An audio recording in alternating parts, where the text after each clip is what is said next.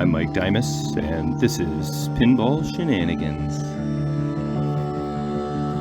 Alright, welcome back to another episode of X-Files. This will be episode number 3. Today I am going to continue to work on the Playfield. I'll give that a clean. Probably install the Playfield general illumination. Clean up these pop bumpers.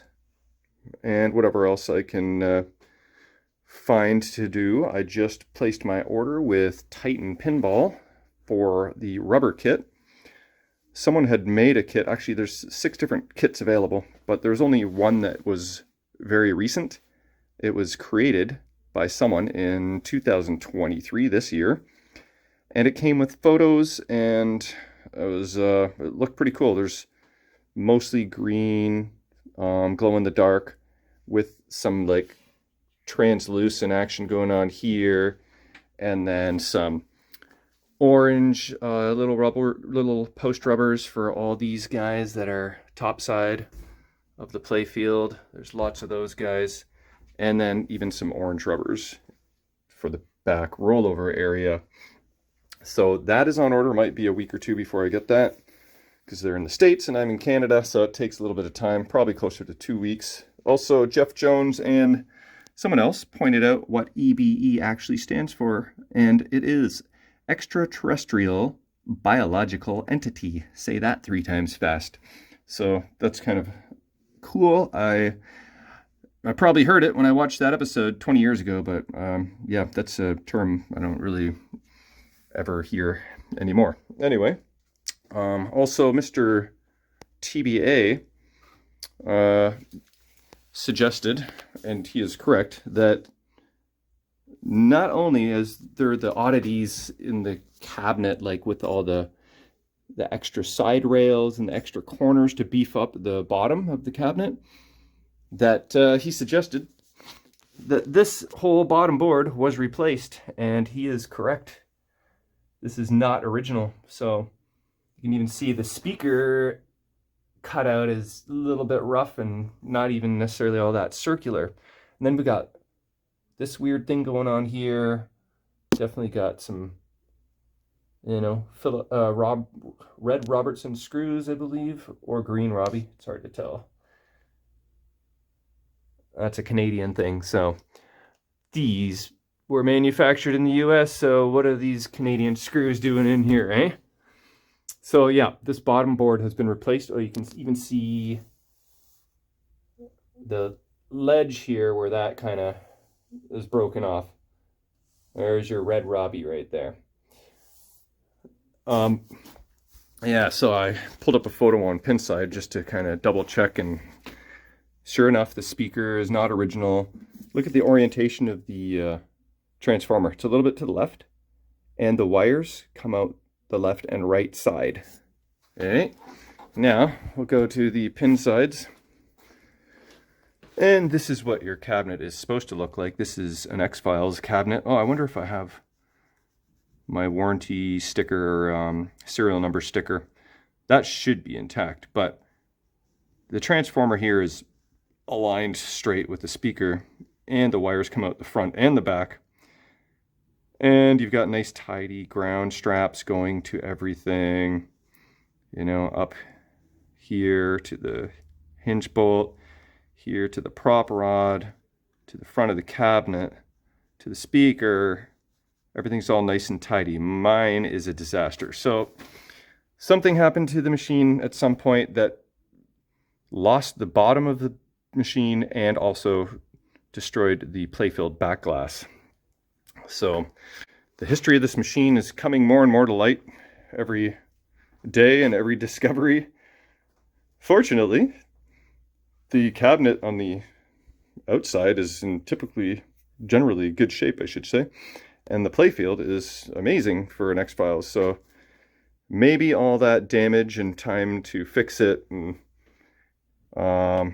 has helped to preserve this machine in as decent of condition as it is in. So what else? I think that's about it.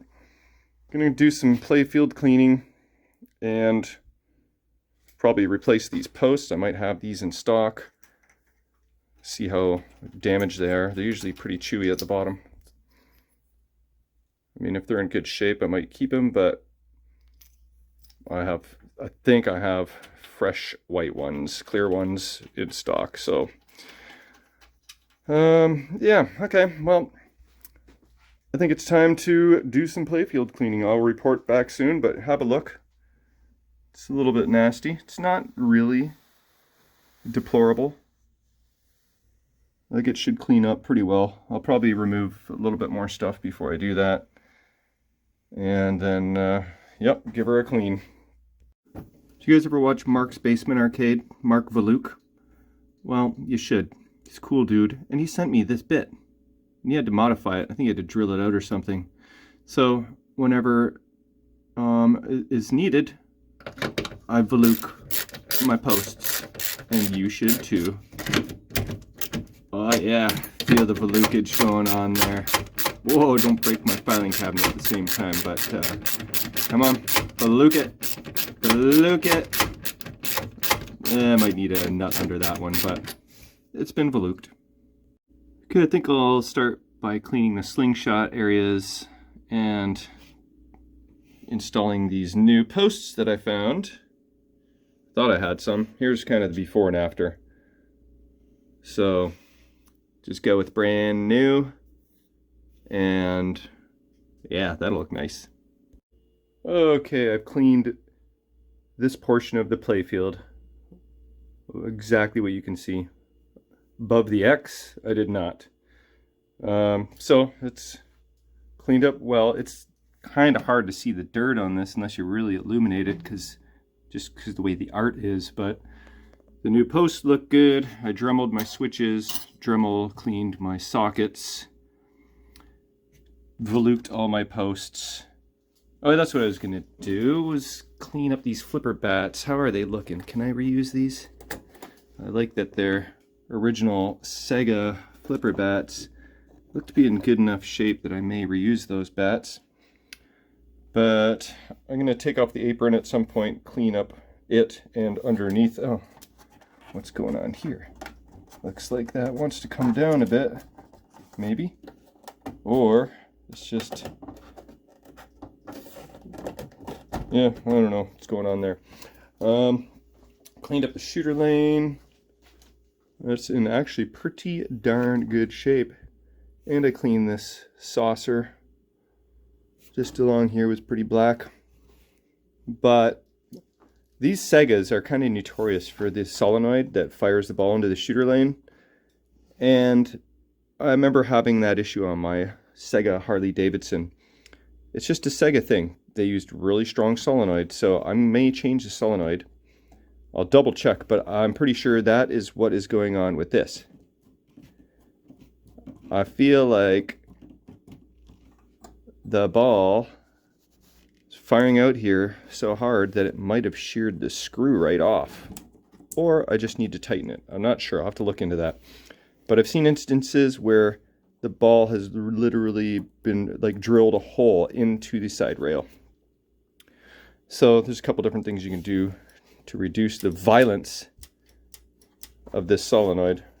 Change it or add a little spacer so it can't pull back as far.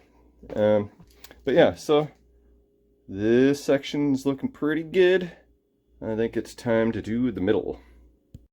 Alright, middle section of the playfield is cleaned up, including the targets. They look pretty nice. I noticed on one of the pinside photos someone changed those out for like fluorescent green targets, which looked pretty awesome. But you can kind of see where the clean ends and the dirt begins. So now for my favorite part, the back. Gotta watch your fingies with all these sharp rails. I did try and take this one rail off. Got down to the last screw and realized it is mounted from underneath. Wait a minute. It is not mounted from underneath. There may be a screw nut missing there, but would that even go all the way through the playfield? Okay, well, that'll make my life a little bit easier. Alright, it's probably been good hour since the last take there. Doing the back, it's a lot of tedious, a lot of nooks and crannies. But I think I got all the nooks and most of the crannies. The backboard, the EBE lanes. Next on the list is going to be the pop bumpers. I'll take off the plastic caps and clean the skirts and bodies. I replaced the last two star posts. I removed, for this Sega game, every single post has a little mini washer on it, on both, a lot of them on both the bottom side and the top side. So like, you know, if there's a post here, then there would be a mini washer in between. So I think that was Stern just being a little bit protective of their plastics, which, by the way, I don't think there's a single broken plastic on this game, which is a friggin' miracle. So whatever, well, Sega did actually worked. So I'm not going to reuse them because they're not really necessary in my opinion. But I removed all those so I could tighten all the posts down. I've got to remember to check underneath all these posts, these guys, just everything here, and make sure that if there's supposed to be a nut underneath, that it is there. This switch is kind of up a little higher than the other switches, but I checked it with the ball and it seems to be fine, so just kind of have that on my radar a little bit. And also, look, another switch slot with no switch. One there, and one there. So it looks like they costed out those switches. They're probably just extra assurances for you making the loop shot. I think I've removed every bulb and flasher. So I'll do the pop bumpers next, and then I think I will install, I'll do all incandescent flashers because I don't do LED flashers. It's just too bright for my eyes. I don't like it. Oh, you know what I didn't remove? These guys. Oh, they're wedge. Okay, thought they were bayonet style. Yeah, so I'm gonna have to, I'll go with, what do I want to go with for LED GI? Do I want to go cool, warm, natural? I'll decide that, but that might be a good checkpoint in this series. It's been pretty short because most of the stuff I've been doing has been off camera. Just, you don't want to watch me clean every nook and cranny, or do you? But I'm pretty happy. I got it all novused and fairly shiny. Was using a little bit of magic eraser here and there. You got to be careful with that. But to get like the ball tracks, which there were quite a few, and I bet you if I look hard enough I can find some more. There's mylar in the pop bumper area, so that preserved that area well. But no, actually it looks like for the most part I got all the ball trails. So I'm pretty happy with how it cleaned up. Oh yeah, and then the where the ball drops from the ramp, it was a little dirty there. I thought it was wear, but it actually cleaned up very nicely. There's a little square piece of mylar there. Good job, Sega. And same here. You can see where there would have been wear if there wasn't mylar, but yeah, Sega did good there. Okay, so pop bumpers next. Okay, I just spent a good little while adjusting the pop bumper switches and cleaning them, and cleaning the skirts and bodies and all that, and I'm in switch test here, and I think I'm pretty happy with, let's see, right turbo, top turbo, bottom turbo. Seems to be working good. This switch here that's kind of a little bit elevated seems to work fine. So if it ain't broken, I ain't gonna fix it. All these other switches are good. except this E, I still have to get a new switch for that probably. But I cleaned up all the flasher bulbs. They were covered in black soot, and tested them all out in my little tester device. So they're installed. So I think, oh, and I installed and cleaned this guy here, this wire ball guide. What I forgot to do when I had the hood up was check for nuts, missing nuts on the other side of these things. So, just kind of retesting all my switches. You can't hear my little dings and dongs on the DMD, I bet, but they are working. So, I think, yeah, I'm pretty happy with how this is looking.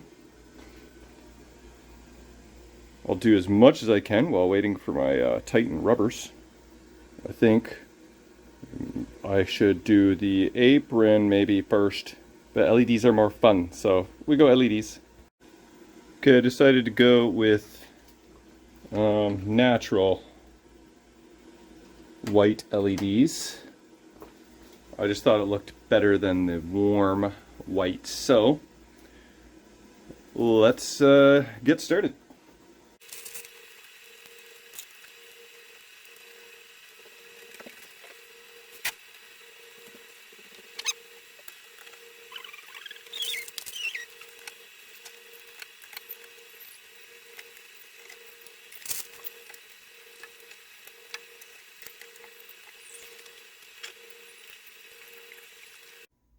Alright, I believe I got all the general illumination in on that last little segment there.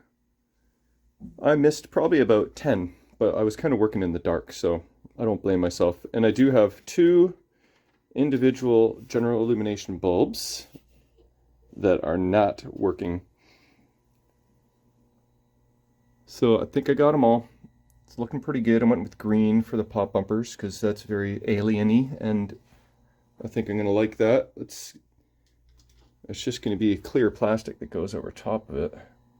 Kind of disperses the light, doesn't it? So that'll actually look pretty cool. And yeah, so I'm going to have to figure out what's going on with those 2 bulbs. Maybe that's one of these diodes. It could be that.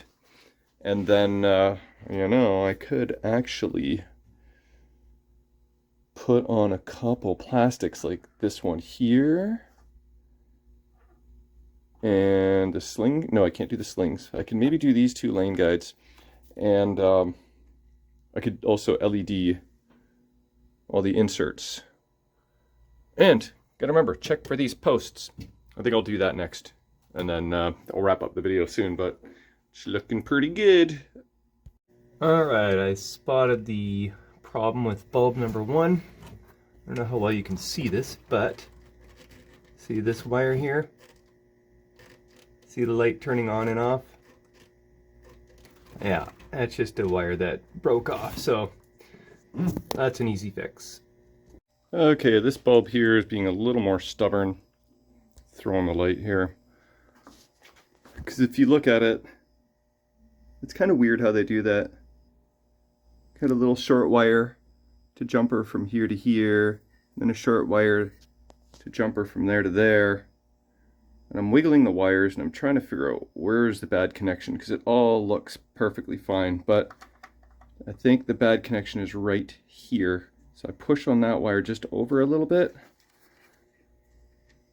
and I can get it to light up. So looks like a good solder connection everywhere, but that is deceiving. So I think I'll just kind of reflow this zone there and see if that gets that one working. But the other one is now perfect. Okay, so I just kind of added a blob of solder right there. And seems to have done the trick. Let me wiggle on the wire a bit. Yeah, that's good. So those two issues are resolved. I'm going to put down the playfield to have one last look before I wrap it up. Alright, there we are. I plugged back in the filing cabinet so that we can see our little lights on top of it as well. I still got to do under the apron. I can put in lane guides. I can not put in a lot of plastics, but I might be able to get away with a couple. Like those back corners, I think I could probably do. But I went with blue on the left instead of green. I think that looks pretty cool. They look kind of flickery through the camera lens, but it's not flickery in real life. But I actually made more of a dent tonight than I thought I was going to. Pretty happy with this. Oh, I forgot the coin door LEDs and launch button LED. Ooh, I hate doing those, but we'll have to do that on the next episode because I'm going to wrap it up. But yeah, I'm happy with the progress, so we'll keep plugging away. Tomorrow I've got soccer, so probably not tomorrow, maybe Thursday. We'll see you then. All right, thanks for watching.